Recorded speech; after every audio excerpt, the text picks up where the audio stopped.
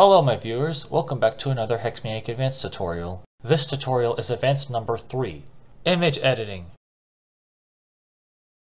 Today we're going to cover all of the technical details about Hex Maniac Advance's image editor. I'll give you an overview of it. Next, we'll go over importing and exporting images. Then I'll talk about editing different types of palettes. And finally, some of the other ways you can manipulate palettes.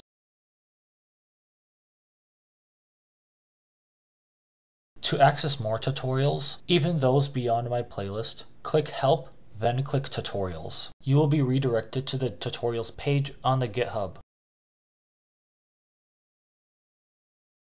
Let the tutorial begin.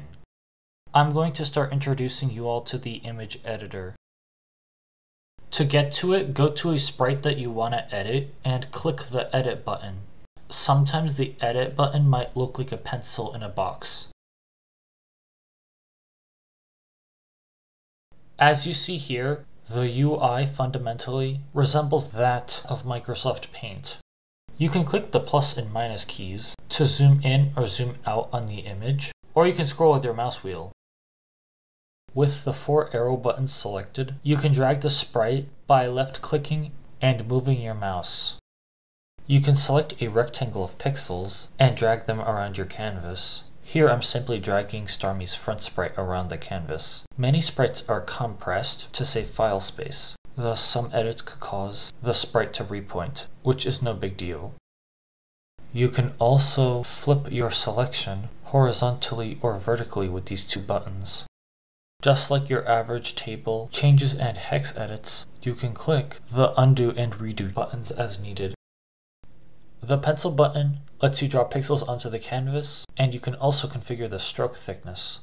And you also have a fill tool to splash a particular region with one of the colors in the palette. So there's this color picker tool that you can use to find out which color in the palette a particular pixel is using. You can also drag to select multiple pixels, and then draw on the canvas with those pixel selections. You can also adjust the thickness of the color picker tool. Okay, I'll move to another image in the ROM. This one in particular is one of Emerald's summary screens. Some images share tile sets, which are analogous to Lego blocks that can make multiple images, or tile maps. Those images can use different color schemes, which is why I have the ability to scroll through palettes here. In the image editor, you can click the radio buttons to cycle between the palettes. Though if you're editing an image like this, keep track of what palette of colors is selected, as you won't be able to edit an image using a different palette than the one that the image expects. The color picker tool can get you back on track. There's one more UI element related to shared palettes, but I'll talk about it later. So that's everything you need to know about the image editor itself. Now let's start adding images to our ROM and exporting other ones. To kick this off, I'm going to import a box wallpaper, which is one of these things in the Pokemon storage system. I'll use these keywords to search for that table. I can reasonably infer that the table of wallpapers can be accessed by clicking the graphics and menu buttons. What I'm going to click on is the rest of the name of the table. After I adjust the table tool's width, you can see all of the data of the first wallpaper in the game. And I can click on different elements of the table to see the wallpapers that can also be seen in Lynette's PC. The tile set is on the top, which makes up the image or tile map in the middle, and if I scroll down you can see several palettes. Once again, I can click Previous and Next to take a look at the other palettes. Anyways, I'm going to replace this machine wallpaper with another one from the Generation 5 games. Notice that I cannot import a tile set, so I'll have to import the image itself. All we need to do is just click this button, and it will open up File Explorer. So I select the sprite, and before I could even take another breath, the import happened successfully, and the sprite repointed. HMA is a pro at repointing things whenever it needs to, so there's not much to worry about here. If importing doesn't work due to an error like this, you'll need to resize your image in a place like MS Paint from those dimensions to the specified ones here. Notice that if I go back, the tile set gets adjusted as well, and it's now a lot larger than the vanilla tile sets for wallpapers. To be honest, it's about as big of a deal as our newly imported image causing a repoint. HMA also constructs a new palette from the existing colors in the image. As a reminder, if you're using someone else's content from the internet, make sure you give the artist credit somewhere, either as a comment in your ROM, or if you're posting your hack on Reddit or PokéCommunity, include their name in your forum post. For this demonstration, I'll edit in a watermark containing the name from where I got this image from.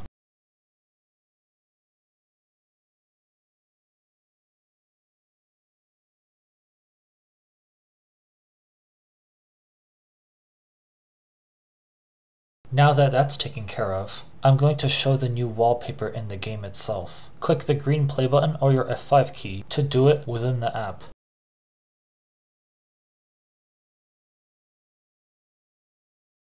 Oh wow, the new wallpaper looks clean. When compared to the vanilla wallpapers in-game, it doesn't look perfect, but I can make some minor edits to fix the placement of the panels. Next, I'm going to import a trainer sprite. I'll place the sources of these images in the description. I'm going to save Lucas's sprite onto my hard drive.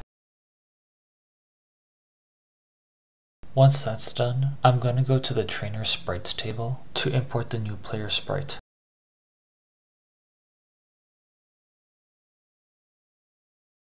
It took me a minute of hovering over sprite pointers in the table, but I eventually found the Brandon sprite. Like I did before, I click import and double click the sprite that I just downloaded. Now here's a common pop-up that may occur when you're importing sprites. You see, to save space, many sprites share palettes. So if you were to import an image that had a shared palette, the other images that share that palette would be affected in some form. There are 4 ways to handle the import. You can hover over 3 of them for a more robust description. Greedy means that the newly created palette will only be guaranteed to suit the original sprite. Other shared sprites would be untouched, and their color schemes could be all over the place. You'll most likely have to import new sprites, not via the greedy option, to fix them. I don't recommend this option if many totally different sprites share one palette, such as Pokemon icon sprites. Cautious means that when you import the sprite, the shared palette does not change, and your imported sprite will assimilate to the existing color scheme. If you're importing something like a new Pokemon sprite or overworld sprite that has multiple movement frames, you can use greedy for the first frame and cautious for the subsequent ones. Also use cautious for importing a sprite whose palette is shared by dozens of unrelated images. What smart does is that it makes a new palette that splits the difference between the colors of the original image and the colors of the new one. Both the imported and shared images will compromise on those color schemes. If you want the best of both worlds and don't mind minor color inconsistencies every now and then, you can select that option. Every scenario is unique, so when you're importing an image, use the option that best corresponds to your situation. If you're not happy with how the sprites turn out, either manually edit the sprites and/or palettes yourself, or undo the import and pick a different option. It also doesn't hurt to make backups of your ROM before making a major change to the image data. For this specific scenario on screen, however, I'm going to do none of these, and go with the 4th option, which is making a duplicate palette, so that the import dialog doesn't occur in the first place. And just like that, the import happened successfully, and no other sprites even got touched. Note that this option will not always work if the images in question must share a palette for one reason or another. Here is Lucas's sprite in-game.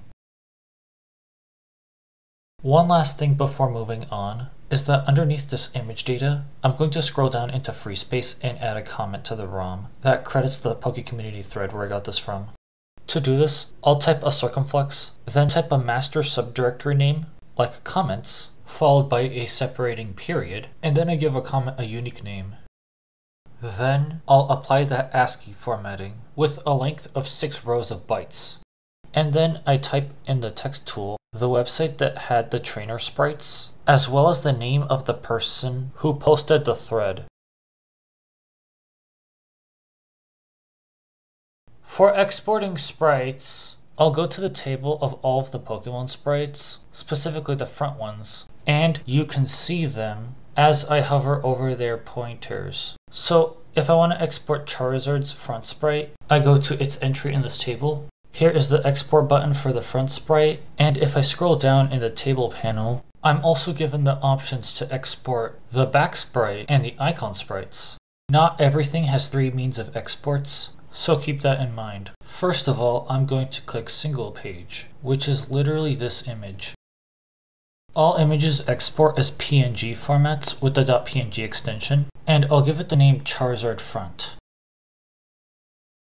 Here's what the PNG file looks like in Windows Photo Viewer. For an individual Pokemon sprite, I can export all pages, and I have the option to sequence the images horizontally or vertically. It's mostly up to personal preference, and you can hover over the buttons to see what they literally mean. I chose horizontally, and I'm going to save the image again. And in File Explorer, I open up the new export in Windows Photo Viewer, and you can see both frames of Charizard.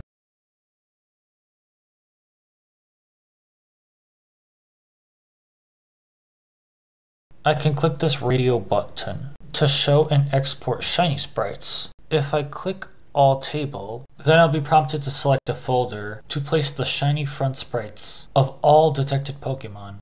I'll just create a new folder and give it this name. Upon clicking Select Folder, all of the sprites export faster than me noticing a ping on Discord. All of the names of the files follow a naming convention, and their shiny sprites are all visible.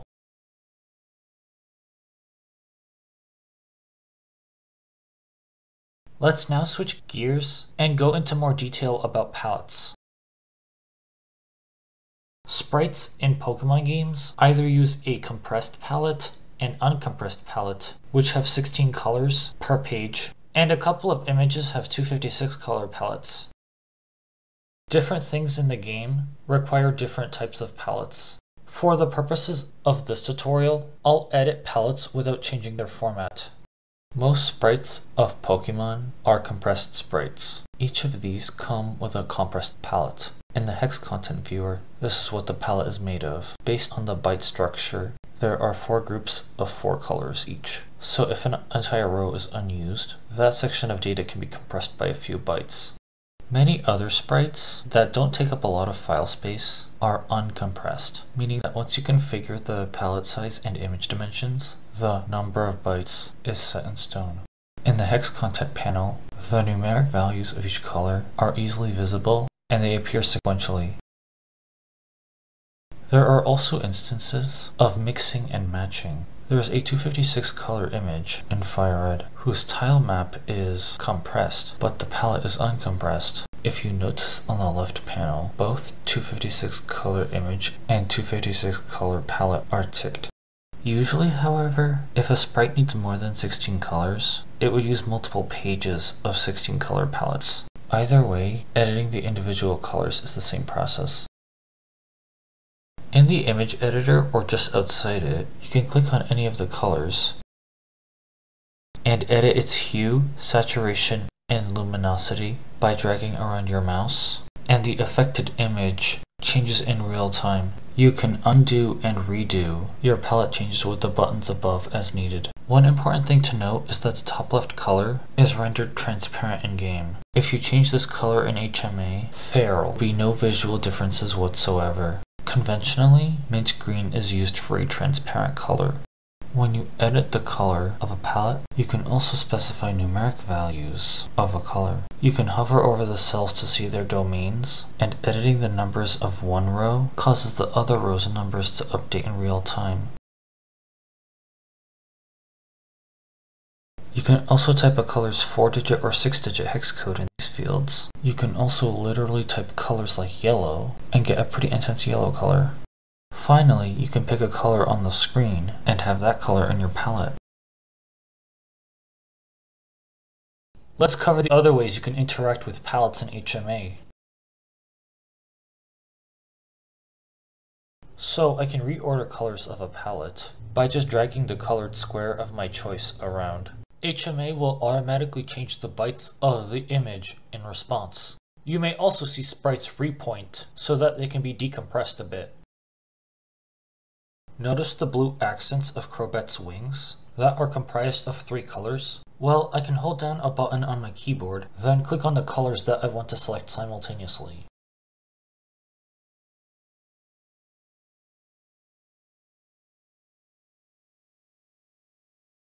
Click on one of the colors to open its dialog, and by adjusting the hue, saturation, and luminosity, you'll adjust all of the selected colors at once. The wing's color itself and the selected colors in the palette all update in real time.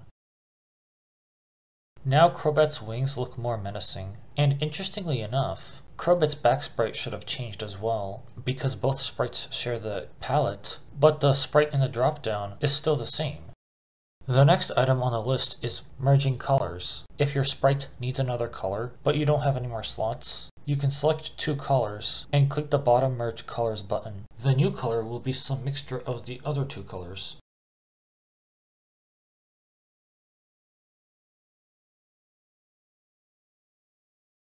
Next up on my mind is creating a color gradient. So I'll edit this item sprite that I added in another tutorial. This item's palette has a lot of unused colors, so it's a good candidate to edit. So I'm going to open its sprite in the image editor. What I'll do is shift click the bottom 12 colors and click this button over here, the Create Gradient button. Now the gradient is created. Since I used the color black and this light yellow as endpoints, you will see a lot of intermediate colors, most of which are gray but with small hints of yellow. This particular image also got edited a little bit, but I'm not too concerned with it. There's one more thing I want to mention, and it's related to something I alluded to earlier. I'm now going to access one of the battle background sprites, which are basically these things that you see while your Pokemon are fighting someone else's Pokemon. I'll open the tile map in the image editor. I will need to zoom out because there are so many pixels.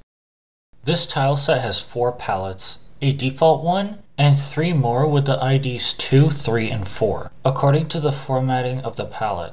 The unique thing about the default palette is that this one allows transparent colors. In-game, this black region underneath the top battle background would actually be transparent if the size of the GBA was larger than it normally is. Now if I click this button, the tile map is now filled with numbers, similar to the map of movement permissions that we used to see in Advanced Map. In a tile map, each tile is assigned a number, which is basically the palette ID to use for the colors of its 64 pixels. As demonstrated with the pencil tool, each tile is one square of 8 pixels.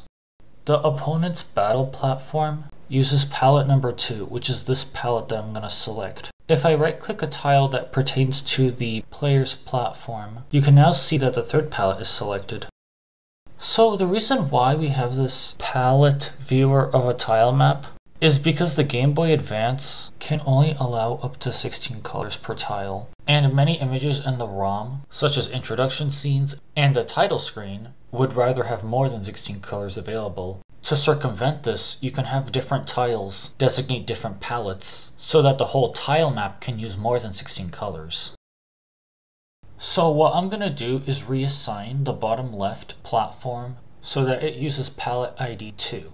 On the left panel, I select the second palette, which is the second radio button, and I can click on the 3 tiles and change them to 2 tiles, and vice versa. If the 2 palettes were vastly different from each other, the colors of the image will become noticeable once you change the palettes of the affected tiles. As mentioned earlier, if I want more of this image to be transparent, I will need to change some of the tiles to use palette number 0, which corresponds to the first radio button.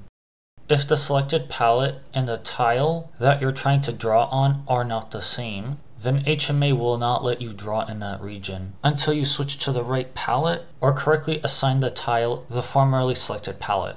That about covers it for the entire tutorial.